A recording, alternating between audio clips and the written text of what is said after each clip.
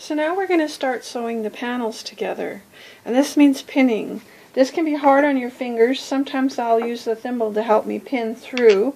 This coatille isn't too bad, but there are some that are seriously hard to pin through. They're really dense.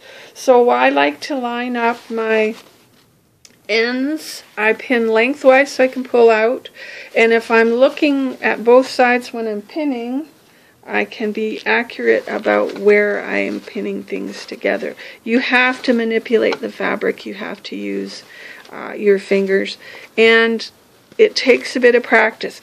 Basting isn't really an alternative. The basting often just moves. Pinning is, and using your fingers is more accurate. So I don't know if you can see that very well. So I'm looking at both sides when I'm pushing those pins through. So you want to make sure it matches at the top and at the bottom. Okay, otherwise there's no point in continuing. So again, I'm looking on either side to find where that should match. Okie dokie. You also don't want to clip anything yet. Because we're going to do a seam finish that you need the seam allowance for, you do not want to clip. And because it's in the theater, we try not to clip as much as possible so that we can alter. So corsets, I admit, you do occasionally have to get in there and alter them, but really they should be built custom and you shouldn't have to. Alright, so I'm going to start at the very end again, back stitch, and then when I get to what I know is the top or the bottom hemline, I'll back stitch again. That just double locks everything. So I'm going to hold this in place, and I'm going to stitch right on that basted stitch line.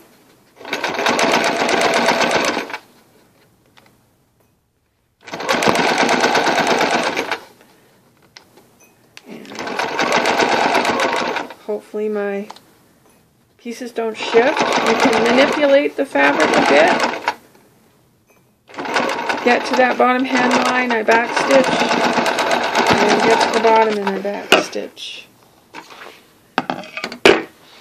And then you would check to make sure you have indeed stitched on those stitch lines. And if you haven't, you've got to get back in there and fix it.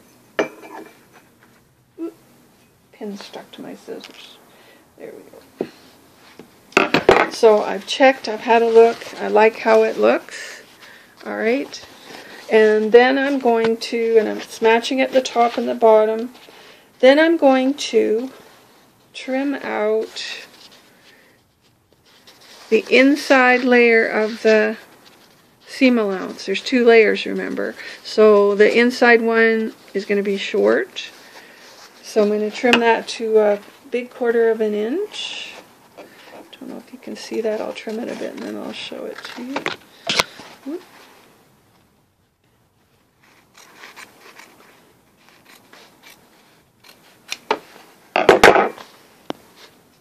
So you've trimmed it away. And then I'm going to go over to the iron and I'll show you the next step.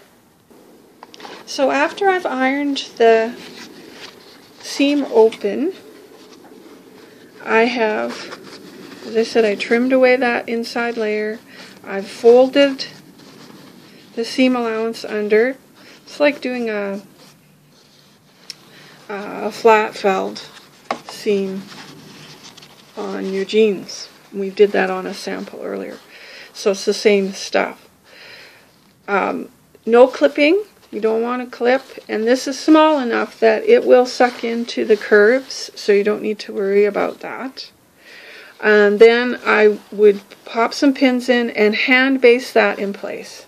Now, if there was a bone casing on the seam, these ones don't have a bone casing, but if there was, you have to make sure that this is going to clear that bone casing. Otherwise, you're making it too small, you won't be able to get the bone in. So when you are making your decisions as a cutter about how to finish off your corset, you would allow for that and probably give a good 3/4 inch seam allowance to allow you to trim away, turn under, and clear the bone casings. So if you have a bone casing there, the good idea is to baste and then run that bone in that casing, and then you'll know for sure. So once you've basted, you're going to stitch with a regular stitch right next to that edge, that folded edge. You don't want to be in too close, because the seam allowance will pop out, and you don't want to make the bone casing smaller. So right on the edge,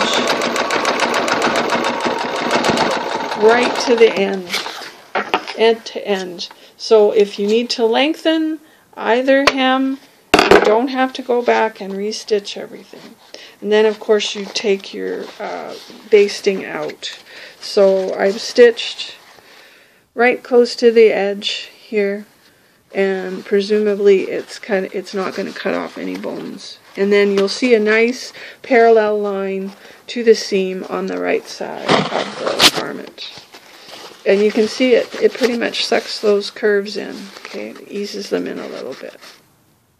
So that's a seam finish. It's fast, it's mighty, it really holds things strongly. Now, one of the things I didn't mention is you should always double stitch your corset seams. So before you do this finish, you want to check, make sure you've done a great job on the seam. Then you stitch again. So you double stitch your seams.